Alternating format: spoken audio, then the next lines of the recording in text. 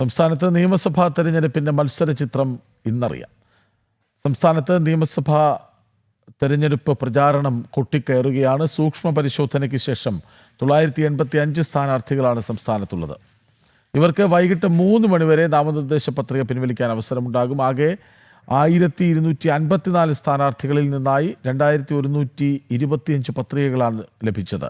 ഇവയിൽ 985 പത്രികകൾ സ്വീകരിച്ചു. വിവരങ്ങളുമായി തിരുവനന്തപുരത്ത് നിന്ന് MS വീണ, കൊച്ചിയിൽ നിന്ന് ജിജീഷ് കരുണാകരൻ എന്നിവർ ഒപ്പം ചേരും. ആദ്യം MS വീണയിലേക്ക് പോകാം. വീണ, ഇവിടെ അപരന്മാരുടെ ശല്യമുണ്ട്.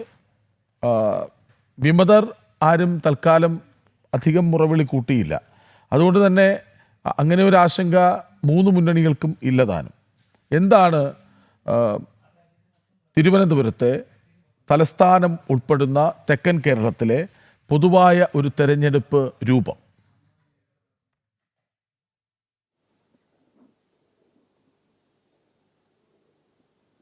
Krishnaraj, good morning. തിരഞ്ഞെടുപ്പ് ചൂട് അങ്ങനെ കൊട്ടിക്കയറുകയാണ്. ഇനി വിരലിലെണ്ണാവുന്ന ദിവസം മാത്രമേ ഉള്ളൂ കേരള ജനത ജനവിധി എഴുതാനായിട്ട്.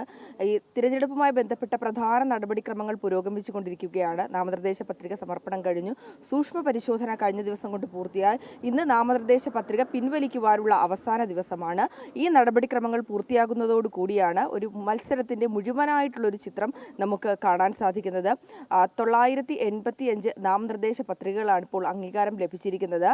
2125 നാമനിർദ്ദേശ പത്രികകളാണ് ലഭിച്ചത്. അതിൽ 2 സെറ്റായിട്ടാണ് ഈ സ്ഥാനാർത്ഥികളൊക്കെ 1000-ലധികം വരുന്ന സ്ഥാനാർത്ഥികൾ നാമനിർദ്ദേശ പത്രിക നൽകിയത്. അതിൽ ഈ പിശകുകളും ചില വിവരങ്ങൾ തെറ്റായി നൽകിയതിലുമൊക്കെ കാരണങ്ങളാൽ 269 പത്രിക തള്ളിയതുണ്ട്. ഒപ്പം തന്നെ 11 പത്രികകൾ പിൻവലിച്ചിട്ടുമുണ്ട്. ഡമ്മി സ്ഥാനാർത്ഥികളെയൊക്കെ പലയിടത്തും നിൽക്കുന്നുണ്ട്. തിരുവനന്തപുരത്തെ സംബന്ധിച്ചിടത്തോളം ഏറ്റവും കൂടുതൽ നാമനിർദ്ദേശ പത്രിക ലഭിച്ച മണ്ഡലങ്ങളിൽ ഒന്ന് തിരുവനന്തപുരം സെൻട്രൽ മണ്ഡലം തന്നെയാണ്. ഏറെ കഠിനമേറിയ മത്സരം നടക്കുന്ന, വാശിയേറിയ പോരാട്ടം നടക്കുന്ന മണ്ഡലങ്ങളിൽ ഒന്ന് തന്നെയാണ് തിരുവനന്തപുരം മണ്ഡലം. അവിടെ നിന്നാണ് ഏറ്റവും കൂടുതൽ സ്ഥാനാർത്ഥികൾ തെക്കൻ കേരളത്തിൽ നിന്ന് നാമനിർദ്ദേശ പത്രിക നൽകിയിരിക്കുന്നത്. ഇവിടെ നിന്ന് 16 നാമനിർദ്ദേശ പത്രികകളാണ് ലഭിച്ചത്. ഈ ഡമ്മി സ്ഥാനാർത്ഥികളൊപ്പം തന്നെ മറ്റുള്ളവരുമൊക്കെ പേരിൽ ചില സാമ്യമൊക്കെ ഉള്ള വിമതരടക്കമുള്ളവർ ഈ നാമനിർദ്ദേശ പത്രിക സമർപ്പിച്ചിട്ടുണ്ട്. അവരെയൊക്കെ പിന്തിരിപ്പിക്കുവാനുള്ള, അതായത് നാമനിർദ്ദേശ പത്രിക പിൻവലിക്കുവാനുള്ള നയങ്ങളൊക്കെ ഒരു ഭാഗത്ത് നടക്കുന്നുണ്ട്. ഇന്ന് അവരൊക്കെ നാമനിർദ്ദേശ പത്രിക പിൻവലിച്ചുകൊണ്ട് മത്സര രംഗത്ത് നിന്ന് മാറുമ്പോൾ ഇനിയും ഈ 985 എന്നുള്ള സ്ഥാനാർത്ഥികളുടെ എണ്ണം കുറയാൻ ചാൻസ് ഉണ്ട്. അതിനാൽ തന്നെ അതുമായി ബന്ധപ്പെട്ടുള്ള കാര്യങ്ങളും ഇന്നൊരു വശത്ത് നടക്കുന്നുണ്ട്. മറുവശത്ത് തകൃതിയായി തന്നെ പ്രചരണം പുരോഗമിക്കുകയാണ്. വീടുകൾ കയറിയുള്ള വോട്ടഭ്യർത്ഥന, ഒപ്പം തന്നെ വാഹന പ്രചരണം, ഒപ്പം തന്നെ സോഷ്യൽ മീഡിയ കേന്ദ്രീകരിച്ചുള്ള ക്യാമ്പയിനുകളൊക്കെ തകൃതിയായി നടക്കുകയാണ്. വരും ദിവസങ്ങളിൽ വോട്ടർമാരുടെ മനസ്സിൽ ഉറപ്പിച്ച്, അതായത് ചിഹ്നം ഉറപ്പിക്കുക, ഒപ്പം തന്നെ ആ സ്ഥാനാർത്ഥിയുടെ പേരും ഉറപ്പിക്കുക എന്നുള്ളത് തന്നെയാണ് സ്ഥാനാർത്ഥികളെ സംബന്ധിച്ചിടത്തോളം, മുന്നണികളെ സംബന്ധിച്ചിടത്തോളമുള്ള പ്രധാന കാര്യങ്ങൾ. മറുഭാഗത്ത് രാഷ്ട്രീയപരമായിട്ടുള്ള ആരോപണ പ്രത്യാരോപണങ്ങളൊക്കെ നടക്കുന്നുണ്ടെങ്കിൽ പോലും സംസ്ഥാനത്ത് നിലനിൽക്കുന്ന വികസന മുരടിപ്പുകൾ, ഒപ്പം തന്നെ ശബരിമല സ്വർണ്ണക്കവർച്ചാ കേസിൽ ഇടത് സർക്കാർ വരുത്തിയിട്ടുള്ള വീഴ്ചകൾ, അവരുടെ ഭാഗത്തു നിന്നുണ്ടായിട്ടുള്ള പിഴവുകൾ, ഇതൊക്കെ തന്നെയാണ് ഭാരതീയ ജനതാ പാർട്ടി അടക്കം ജനങ്ങളിലേക്ക് മുൻപിൽ വയ്ക്കുന്നത്. ഒപ്പം തന്നെ തിരുവനന്തപുരം കോർപ്പറേഷനിൽ BJP അധികാരത്തിലേറി ഭരണം മികച്ച രീതിയിൽ നടത്തുന്ന സമയത്ത് വരുന്ന ഒരു നിയമസഭാ തിരഞ്ഞെടുപ്പ് എന്നത് ഒരു പ്രത്യേകത കൂടിയുണ്ട്. ഒപ്പം തന്നെ ആ ഒരു തുടർച്ച, നഗരസഭയിൽ നടപ്പാക്കിക്കൊണ്ടിരിക്കുന്ന വികസന തുടർച്ച നിയമസഭയിലും ആവർത്തിക്കണം എന്നുള്ള ഒരു വികാരം ജനങ്ങൾക്കിടയിൽ നിന്ന് ലഭിക്കുന്നതായിട്ട് നമുക്ക് മനസ്സിലാക്കാൻ സാധിക്കുന്നുണ്ട്. പല സ്ഥാനാർത്ഥികൾക്കൊപ്പം നമ്മൾ പ്രചരണത്തിൽ പങ്കെടുക്കുമ്പോൾ ജനങ്ങളിൽ നിന്ന് ലഭിക്കുന്ന സ്വീകാര്യത, അത് അവർ നൽകുന്ന പ്രതികരണമൊക്കെ നമുക്ക് അതിൽ നിന്ന് വായിച്ചെടുക്കാൻ സാധിക്കുന്നതാണ്. എന്തായാലും ഇന്ന് ഈ ഒരു നാമനിർദ്ദേശ പിൻവലിക്കുന്നതിനുള്ള അവസാന ദിവസമാണ്. അതുമായി ബന്ധപ്പെട്ടുള്ള കാര്യങ്ങൾ തന്നെയായിരിക്കും ഇന്ന് നടക്കുക. മറുവശത്ത് വാശിയേറിയ പ്രചരണം ഇന്നും നടക്കും എന്നുള്ളതും ഉറപ്പാണ്. കൃഷ്ണരാജ്, വീണ തുടരട്ടെ. അതെ, വീണ തുടരട്ടെ. ഒപ്പം ജിജീഷ് കരുണാകരനിലേക്ക് കൂടി പോവുകയാണ്. ജിജീഷ്, എന്തായാലും ഒരുപാട് അപര ശല്യം ഉണ്ടായിരുന്നു. എന്തായാലും ആ അപരന്മാരൊക്കെ അവസാന ഘട്ടത്തിൽ പത്രിക പിൻവലിക്കുമോ, അതല്ല ഈ ഒരേ മുന്നണിയിൽ നിന്നൊക്കെ സ്വതന്ത്രരായി മത്സരിക്കുന്നവരൊക്കെ ഒരുപാടുണ്ടായിരുന്നു. ചർച്ചകൾ പല രീതിയിലുണ്ടായിരുന്നു. ഇടത് വലത് മുന്നണികൾ ഈ സ്ഥാനാർത്ഥി നിർണയ ചർച്ചയിലടക്കം വല്ലാത്ത ഒരു പ്രതിനിധിത്വത്തിലാകുന്ന സ്ഥിതിയൊക്കെ ഉണ്ടായിരുന്നു. എന്തായാലും ഇന്ന് 3 മണിയോടുകൂടി പത്രിക പിൻവലിക്കാനുള്ള അവസരം കൂടി അവസാനിക്കുകയാണ്. എന്താണ് കൊച്ചിയിലെ സ്ഥിതി?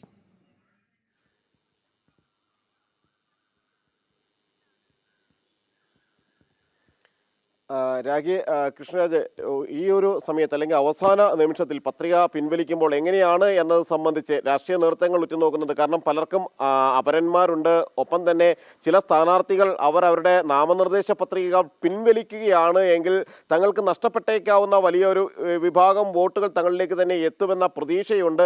അത്തരത്തിൽ നീങ്ങുമ്പോൾ തന്നെയാണ് ഇന്ന് ഏറ്റവും നിർണായകമായി മാറുന്നത്. എറണാകുളത്തെ സംബന്ധിച്ചിടത്തോളവും മധ്യ കേരളത്തെ സംബന്ധിച്ചിടത്തോളവും ഇത് തന്നെയാണ് അവസ്ഥ. കാരണം അപരന്മാരുണ്ട്. അത് പ്രതിപക്ഷ നേതാവ് VD സതീശനടക്കം അപരന്മാർ ഉള്ള ഒരു സ്ഥിതിയാണ്. മറ്റൊരു സതീശൻ മത്സരരംഗത്തുണ്ട്. ആ സതീശനെ മത്സരരംഗത്ത് നിന്ന് മാറ്റുമോ അല്ലെങ്കിൽ പിൻവലിപ്പിക്കാൻ UDF-നെ സംബന്ധിച്ചിടത്തോളം കഴിയുമോ എന്നത് ഏറ്റവും പ്രധാനമാണ്. 120ഓളം സ്ഥാനാർത്ഥികൾ പത്രിക നൽകിയിരുന്നു. സൂക്ഷ്മ പരിശോധനയിൽ പിന്നീട് 93 സ്ഥാനാർത്ഥികളാണ് മത്സര രംഗത്തുള്ളത്. അതിൽ പ്രധാനപ്പെട്ട മുന്നണി സ്ഥാനാർത്ഥികൾ NDA, UDF, LDF സ്ഥാനാർത്ഥികൾക്ക് പുറമെ ചെറു പാർട്ടികൾ നിരവധിയുണ്ട്. അത്തരം പാർട്ടികളുടെ എല്ലാം തന്നെ സ്ഥാനാർത്ഥികൾ മത്സര രംഗത്ത് ഒരു ഭാഗത്ത് സജീവമായി തന്നെ പ്രവർത്തനം ആരംഭിക്കുകയും ചെയ്തു. അതിൽ ആരെല്ലാം പിൻവലിക്കും എന്നത് ഏറ്റവും പ്രധാനമാണ്.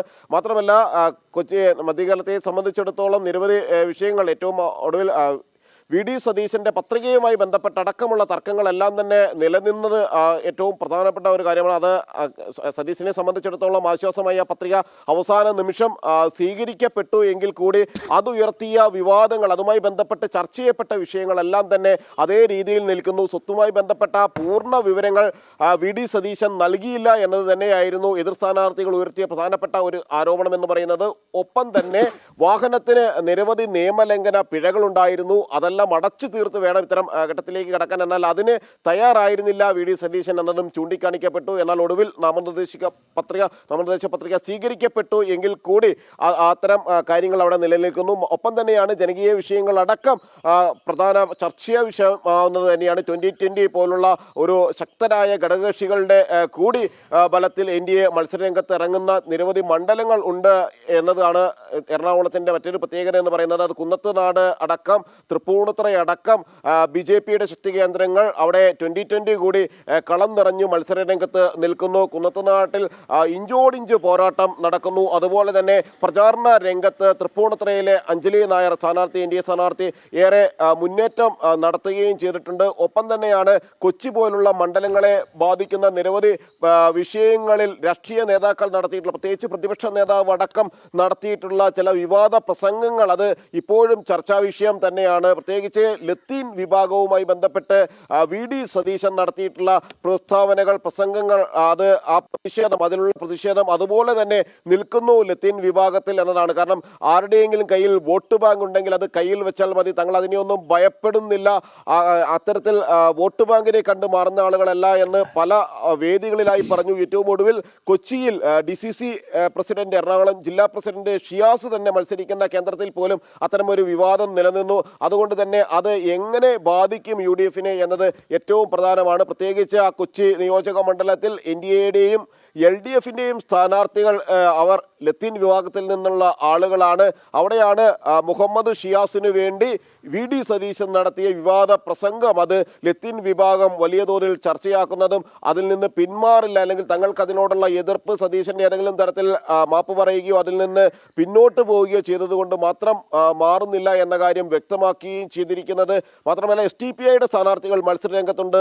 അവർ നാമനിർദ്ദേശ പത്രികകൾ പിൻവലിക്കുമോ എന്നതും പ്രധാനമാണ്. കാരണം SDPI-യെ സംബന്ധിച്ചിടത്തോളം ഏത് തരത്തിലും NDA പരാജയപ്പെടുത്തുക, BJP നേതൃത്വത്തിലുള്ള മുന്നണിയെ പരാജയപ്പെടുത്തുക, തങ്ങളുടെ വർഗീയ നിലപാടുകളെ എതിർക്കുന്നത് NDA ആണ്, BJP സഖ്യമാണ് എന്നതുകൊണ്ട് തന്നെ BJP സ്ഥാനാർത്ഥികളെ തോൽപ്പിക്കാനുള്ള ഏത് നിലപാടിലേക്കും പോകുമെന്ന് പരസ്യമായി പ്രഖ്യാപിച്ച SDPI ഏറ്റവും ഒടുവിൽ UDF-ന്റെ സമ്മർദ്ദത്തിന് വഴങ്ങി, LDF-ന്റെ സമ്മർദ്ദത്തിന് വഴങ്ങി ആ പത്രികകൾ പിൻവലിക്കാനുള്ള ഒരു സാധ്യതകൾ തന്നെയാണ് ഉള്ളത്. അങ്ങനെയെങ്കിൽ അതുകൂടി വ്യക്തമാകുമ്പോഴായിരിക്കും മധ്യ കേരളത്തിന്റെ കൂടി ഒരു മത്സരചരിത്രം വ്യക്തമാവുക. പ്രത്യേകിച്ച് പ്രതിമയുമായി ബന്ധപ്പെട്ട വിവാദങ്ങൾ കായംകുളത്ത് അതുപോലെ തന്നെ നിൽക്കുന്നു. അത് തെരഞ്ഞെടുപ്പിൽ പ്രധാനപ്പെട്ട ഒരു ചർച്ചാ വിഷയമായി നിൽക്കുകയും ചെയ്യുന്ന സാഹചര്യം. മാറി മറിയുന്ന പ്രചരണം മുന്നോട്ട് പോകുമ്പോൾ മാറി മറിയുന്ന പുതിയ പുതിയ വിഷയങ്ങളാണ് ഇതുമായി ബന്ധപ്പെട്ടുകൊണ്ട് ചർച്ചകൾക്ക് വരുന്നത്, വോട്ടർമാർക്ക് മുന്നിലേക്ക് വരുന്നത് എന്നതാണ് ഏറ്റവും പ്രധാനമായ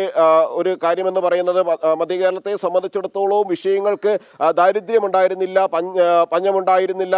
അനുദിനം എന്നോണം പുതിയ പുതിയ വിഷയങ്ങൾ ചർച്ചയാക്കപ്പെട്ടു. അതിൽ വിവാദ പ്രസംഗങ്ങൾ ഉണ്ടായിരുന്നു. UDF-ന്റെയും CPM-ന്റെയും എല്ലാം തന്നെ നേതാക്കൾ നടത്തിയിട്ടുള്ള വിവാദ പ്രസംഗങ്ങൾ, മുഖ്യമന്ത്രി തന്നെ ഉണ്ടാക്കിയിട്ടുള്ള വിവാദങ്ങൾ, അതെല്ലാം അങ്ങനെ തന്നെ നിലനിൽക്കുമ്പോൾ എറണാകുളത്തെ മത്സരം അല്ലെങ്കിൽ മധ്യ കേരളത്തിലെ മത്സര ചിത്രം വ്യക്തമാകുമ്പോൾ ആരെല്ലാം നാമനിർദ്ദേശ പത്രികകൾ പിൻവലിക്കും, ആർക്കെല്ലാം വേണ്ടി ആരെല്ലാം നാമനിർദ്ദേശ പത്രികകൾ പിൻവലിക്കും, ഏതെല്ലാം അപരന്മാർ പത്രികകൾ പിൻവലിക്കും എന്നതാണ് ഏറ്റവും പ്രധാനം. കാരണം സൂക്ഷ്മ പരിശോധനയിൽ നേരത്തെ തള്ളപ്പെട്ടത് എന്ന് പറയുന്നത് ഡെമ്മി സ്ഥാനാർത്ഥികളുടെയും ഏതാനും ഒറ്റപ്പെട്ട സ്വതന്ത്ര സ്ഥാനാർത്ഥികളുടെയും പത്രികകൾ ആയിരുന്നു എങ്കിൽ പത്രിക പിൻവലിക്കുന്നതോടുകൂടിയായിരിക്കും പൂർണ്ണമായും മത്സരചിത്രം ആ സ്ഥാനാർത്ഥികൾ ആരെല്ലാം തമ്മിലാണ് നേരിട്ടുള്ള ഏറ്റുമുട്ടലിലേക്ക് മത്സരം പോകുന്നത്, എവിടെയെല്ലാമാണ് ഇത്തരത്തിൽ മറ്റ് കക്ഷികളുടെ SUCI അടക്കമുള്ള സംഘടനകൾ മത്സരിക്കുന്നുണ്ട്, SDPI മത്സരിക്കുന്നുണ്ട്, മറ്റ് BSP പോലുള്ള സംഘടനകൾ മത്സര രംഗത്തുണ്ട്.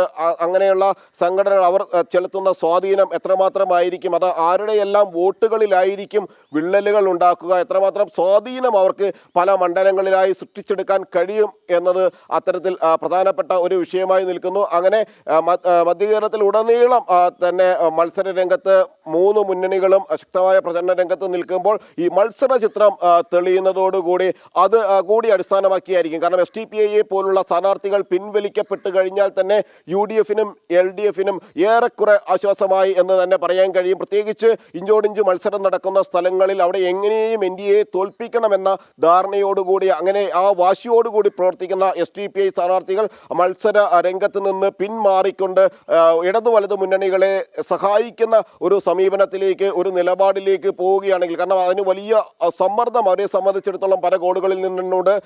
ഒപ്പം ആണ് ജനകീയ പ്രശ്നങ്ങൾ, എറണാകുളം നഗരത്തിലടക്കം ജനകീയ വിഷയങ്ങളുണ്ട്. അത് കുടിവെള്ളമാണെങ്കിലും വെള്ളക്കെട്ടാണെങ്കിലും അത്തരത്തിലുള്ള ജനകീയ പ്രശ്നങ്ങളുണ്ട്. ആ പ്രശ്നങ്ങളെല്ലാം ഉയർത്തിയുള്ള ഒരു തെരഞ്ഞെടുപ്പ് പ്രചാരണ പ്രവർത്തനങ്ങൾ തന്നെയായിരിക്കും വരുന്ന ദിവസങ്ങളിൽ നടക്കുകയും ചെയ്യുക. അവിടെ രണ്ട് മുന്നണികളും പരസ്പരം പ്രത്യാരോപണങ്ങൾ ഉയർത്തുന്നുണ്ട്. അവർ രണ്ടുപേരും ഇത്തരത്തിലുള്ള പ്രശ്നങ്ങളുടെ കാരണക്കാരായി രണ്ടുപേരെയും മാറി മാറി ചൂണ്ടിക്കാണിക്കുകയും ചെയ്യുന്നു. കൊച്ചി കോർപ്പറേഷൻ ഭരണത്തിന്റെ വീഴ്ചയായി ചൂണ്ടിക്കാണിക്കുമ്പോൾ അവിടെ UDF-ഉം LDF-ഉം മാറി ഭരിച്ചിരുന്നു എന്നതാണ് ആ ഒരു വസ്തുത. അങ്ങനെ നിലനിൽക്കുകയും ചെയ്യുന്നു. ഇതെല്ലാം ഉൾക്കൊണ്ടുകൊണ്ട് ഒരു പ്രചരണ രംഗത്ത് ആവേശം പകരുന്നു. ആ ആവേശം ഏത് രീതിയിലായിരിക്കും അല്ലെങ്കിൽ എത്ര സ്ഥാനാർത്ഥികളായിരിക്കും ഓരോ സ്ഥലത്തും ആ മത്സരത്തിന്റെ അവസാന ചിത്രത്തിൽ അവസാന ഭാഗത്ത് ഉണ്ടാവുക എന്നതിന് കൃത്യമായി തന്നെ ഇന്ന് കളം തെളിയുകയും ചെയ്യും. തുടരുക. വീണയിലേക്ക് നമുക്ക് ഒരിക്കൽ കൂടി പോകേണ്ടതുണ്ടല്ലേ? കാരണം ഈ തിരുവനന്തപുരത്തെക്കുറിച്ച് പറയുകയാണെങ്കിൽ നമ്മൾ നോക്കുമ്പോൾ തലസ്ഥാനത്തിന്റെ മണ്ഡലമാണ്. പക്ഷേ ഈ ഇടതുപക്ഷത്തെ സംബന്ധിച്ചിടത്തോളം അവർക്ക് ഉയർത്തിക്കാട്ടാൻ ഒരു സ്ഥാനാർത്ഥി പോലും ആദ്യഘട്ടത്തിൽ ഉണ്ടായിരുന്നില്ല എന്നുള്ള ഒരു വസ്തുത കൂടി നമുക്ക് മുന്നിൽ ഉണ്ടല്ലോ. ഈ ആന്റണി രാജുവിന് പകരക്കാരനെ കണ്ടെത്താൻ സാധിക്കുന്നില്ല, ആന്റണി രാജു ഇനിയും തെരഞ്ഞെടുപ്പ് പ്രചാരണത്തിന് ഇറങ്ങിയിട്ടില്ല എന്നുള്ള ഒരു വീണ. അതായത് BJP NDA ഏറ്റവും കൂടുതൽ സീറ്റുകൾ പ്രതീക്ഷിക്കുന്ന ഒരു ജില്ലയാണ് തിരുവനന്തപുരം. വട്ടിയൂർക്കാവാകട്ടെ, കഴക്കൂട്ടമാകട്ടെ, നേമമാകട്ടെ, കാട്ടാക്കടയാകട്ടെ, അങ്ങനെ വലിയ സ്വാധീനം BJPക്കുള്ള, BJP അതിവേഗം വളർന്ന നിരവധി മണ്ഡലങ്ങൾ ഉള്ള ഒരിടമാണ് തിരുവനന്തപുരം. അവിടെ പല വഴിക്ക് ചർച്ചകൾ വഴിതിരിച്ചുവിടാൻ, വിവാദങ്ങൾ ഉണ്ടാക്കിയെടുക്കാൻ CPM-ഉം UDF-ഉം കോൺഗ്രസും ഒക്കെ അങ്ങേയറ്റം ശ്രമിക്കുന്നുണ്ട്. പക്ഷെ അതിനെയൊക്കെ മറികടന്ന് ഓരോ ദിവസവും പ്രചാരണാവേശം കൊഴുപ്പിക്കുന്നുവോ BJPയും NDAയും?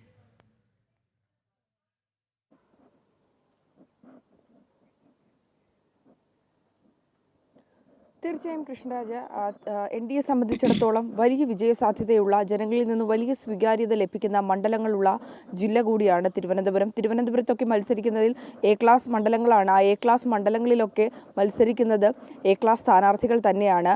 സംസ്ഥാന അധ്യക്ഷനായ രാജീവ് ചന്ദ്രശേഖർ നേമത്ത് നിന്ന് പോരാട്ടത്തിന് ഇറങ്ങുന്നു. ഒപ്പം തന്നെ മുൻ കേന്ദ്രമന്ത്രി ഇതിനു മുമ്പ് തന്നെ കഴക്കൂട്ടത്ത് നിന്ന് ജനവിധി തേടി BJPയുടെ ഭൂരിപക്ഷം വലിയ തോതിൽ വർദ്ധിപ്പിക്കാൻ സാധിച്ചിരുന്ന V മുരളീധരൻ അടക്കമുള്ളവരുടെ മത്സര രംഗത്തുണ്ട്. ഒപ്പം തന്നെ PK കൃഷ്ണദാസ് കാട്ടാക്കടയിൽ നിന്ന് മത്സരിക്കുന്നു.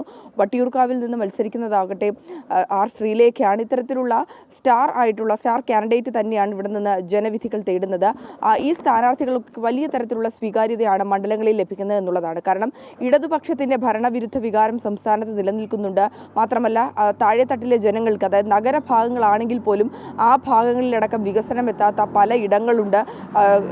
ഗതാഗത സംവിധാനങ്ങൾ കൃത്യമായി നടപ്പാക്കാത്ത, അതായത് റോഡിന്റെ അടക്കം പൊട്ടിപ്പൊളിഞ്ഞ അവസ്ഥ, ഒപ്പം തന്നെ തന്നെ പല വാഗ്ദാനങ്ങൾ നൽകിക്കൊണ്ട് പല കെട്ടിടങ്ങളുടെ നിർമ്മാണങ്ങൾ അത് പണി പൂർത്തിയാകുന്നതിന് മുമ്പ് തന്നെ കൊട്ടി ആഘോഷിച്ചുകൊണ്ട് തിരഞ്ഞെടുപ്പ് മുന്നിൽ കണ്ടുകൊണ്ട് പ്രഖ്യാപിക്കുന്ന ഒരു സാഹചര്യം. മറ്റൊരു പ്രധാനപ്പെട്ട കാര്യമാണ് തിരുവനന്തപുരം സെൻട്രൽ മണ്ഡലം.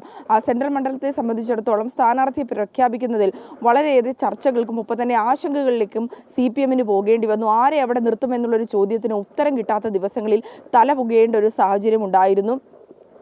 CPM-ന്റെ ഘടകകക്ഷിക്ക് ഉണ്ടായിരുന്ന മണ്ഡലമാണ് ആന്റണി രാജു. മുൻ ഗതാഗത മന്ത്രിയും ഒപ്പം തന്നെ MLA-യുമായിരുന്ന ആന്റണി രാജു ആയിരുന്നു മണ്ഡലത്തിൽ ഉണ്ടായിരുന്നെങ്കിൽ പോലും ഈ തൊണ്ടിമുതൽ കേസുമായി ബന്ധപ്പെട്ട് നെടുമങ്ങാട് കോടതി ശിക്ഷയ്ക്ക് വിധേയനാക്കിയതോടെ MLA സ്ഥാനം നഷ്ടപ്പെട്ടു. തുടർന്ന് ആന്റണി രാജുവിന് കൂടി പൊതുസമ്മതനായ ഒരാളെ അവിടെ സ്ഥാനാർത്ഥിയാക്കിയാൽ മതിയെന്നുള്ള ആവശ്യങ്ങൾ ഉയർന്നു. പക്ഷേ ആന്റണി രാജു ഈ ചർച്ചയിൽ നിന്ന് വിട്ടുനിന്നു.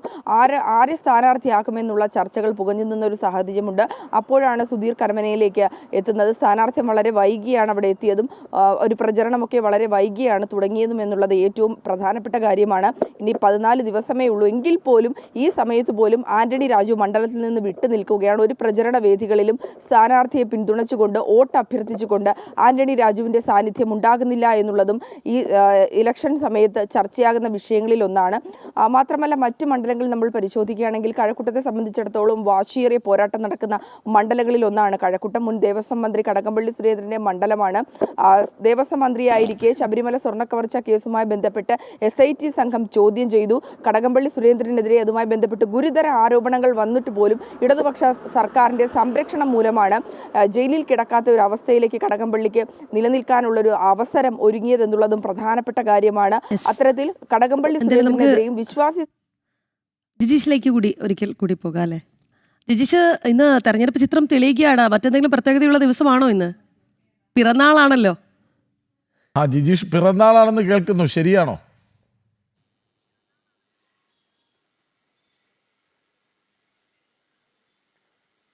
രാഗി കൃഷ്ണരാജ, അതെ, പിറന്നാളാണ്. Happy birthday. ഹാപ്പി ബർത്ത്ഡേ രഹസ്യമാക്കി വെക്കുകയായിരുന്നു. ഇത് എങ്ങനെ താങ്ക് യു. ഇത് എങ്ങനെയാണ് അറിഞ്ഞതെന്നാണ് അങ്ങനെ അറിയാതിരിക്കാൻ പറ്റില്ലല്ലോ അല്ലേ? നമ്മളൊക്കെ ഒരു കുടുംബമാണ്. നിന്ന് അറിയിച്ചതാണ്. ജിജീഷിന്റെ ഫ്രണ്ട് ആരോ PCR-ലുണ്ട്. അപ്പോൾ എന്റെയും ഫ്രണ്ടാണ് ജിജീഷ്, ഞാൻ ശ്രദ്ധിച്ചില്ല. എങ്കിലും എല്ലാവിധ പിറന്നാൾ ആശംസകളും നേരുകയാണ്. നല്ലൊരു വർഷമായിരിക്കട്ടെ അല്ലേ ഈ വർഷം? അതെ, തെരഞ്ഞെടുപ്പ് ചൂടിനിടയിലാണല്ലോ. അപ്പോൾ ജിജീഷിന് ഇന്ന് പിറന്നാൾ ആഘോഷിക്കാൻ സമയം കിട്ടുമെന്ന് അറിയില്ല. അതെ അതെ. Okay, happy birthday. Happy birthday. ശരി, അപ്പോ വീണയും ജിജീഷ് കരുണാകരനുമാണ്. രണ്ടുപേർക്കും എൻ്റെ വളരെ നന്ദി. MS വീണയും ജിജീഷ് കരുണാകരനുമാണ് തെരഞ്ഞെടുപ്പ് വിലയിരുത്തൽ എന്ന് തന്നെ പറയണം നടത്തിയത്.